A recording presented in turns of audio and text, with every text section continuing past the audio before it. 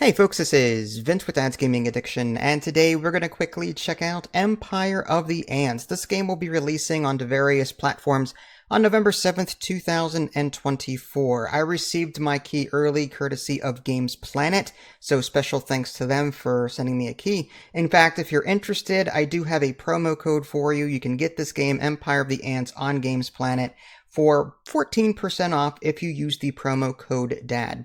Now, this game is actually based off of a book called Empire of the Ants by Bernard Werber. I've never heard of it before, but it's actually based off of the book. There's a solo campaign based off of this book, and it's about 20 to 25 hours long or so, but there are multiplayer options that are available, although they are somewhat limited. So let's talk a little bit about solo mode for a minute. There are three main mission types in solo mode. There are exploration missions, tactical missions, and strategic missions. Now, in between each mission, at least based on what I've played so far, this being a story of 20 to 25 hours, I haven't had time to actually go through it all yet. But there's this in-between base to where you can actually kind of talk to ants. Yeah, you actually take control of an ant. Kind of like in the Super NES game SimAnt, if you've ever played that. But you actually take control of an ant, you move them around, or her around, and you do things, which is really cool, and the graphics are so good. But this in-between area is where you accept the next mission and talk to various NPCs. And again, I can't stress enough how gorgeous this game is. I just kind of had to take a step back for a moment when I was sort of crawling around different areas and looking at bugs. It was real creepy. But anyway, getting back to what I was talking about, the three main mission types for solo play. Exploration missions. These primarily just involve you talking with NPCs, exploring the environment, locating items in the environment, and like just interacting with them in different ways. Like you might have to find the 5 white dots on this particular object to get its scent or something like that. It's like peaceful. They're just relaxed missions, really. And then you've got like tactical missions, which there is combat, but it's simplified. This is where like you can't actually upgrade like nests or anything like that. You're given legions, as they're called in this game, which are just kind of armies of ants, like one group of ants, and you have powers. So you're kind of given like legions and powers to complete a mission. Those are tactical missions. And then lastly, there are strategic missions where this is kind of where everything comes in at you, where you can manage a nest, you can upgrade nests, you can construct units.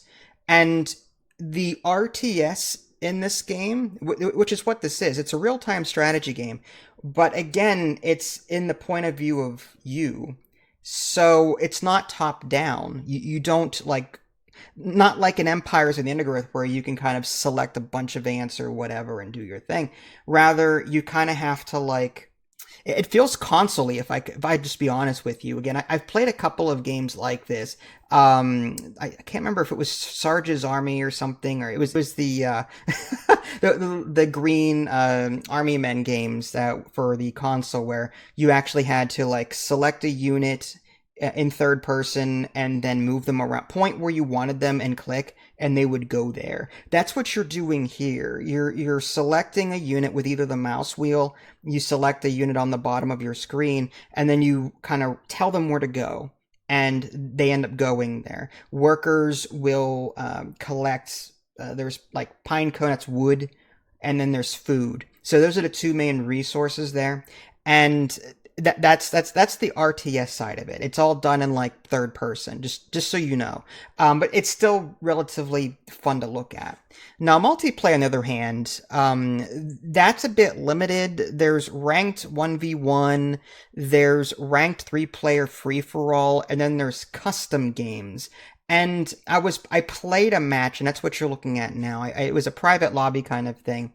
I did play against the AI, and I could actually set various like I could make it weaker or stronger, which was really cool. I could also set like the season and temperature, and that will buff or debuff your legions depending on what you pick there. But the full experience, it involves this. You've got this arena area. And then you've got all these neutral nests on it. You get one nest in the beginning, but you will construct legions and then send them out to take over these neutral nests. And using those neutral nests, you'll upgrade those nests. And there's various categories. You can build defensive, you can build defensive things, like you can put a wood wall around your nest. You can put, there are gunners that you can install into that nest that don't take up population cap at all. You can't control them, but they will defend that nest. And then there's like powers that you can get. There's an economy side of it where you can get so much wood. You can get 10 wood per minute or 10 food per minute, depending on what you pick. You can improve your resource storage from there.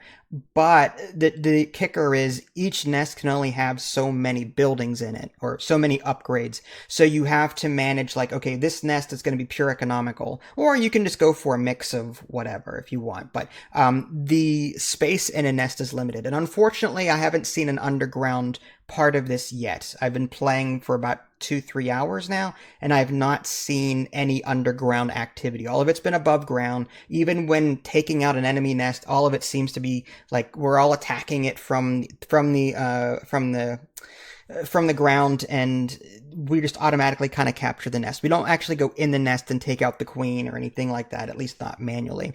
So that's the main shtick of this game, and so far I'm actually liking it. The graphics are really smooth. There are some instances though where if you click off the window, it'll just it freezes everything up. So I feel like this game isn't fully optimized yet, and I still have it on, I have it on like low medium settings. I can run Helldivers 2 no problem. So I feel like this game needs a bit more work in the optimization department. But other than that, like, I'm having a great time with this.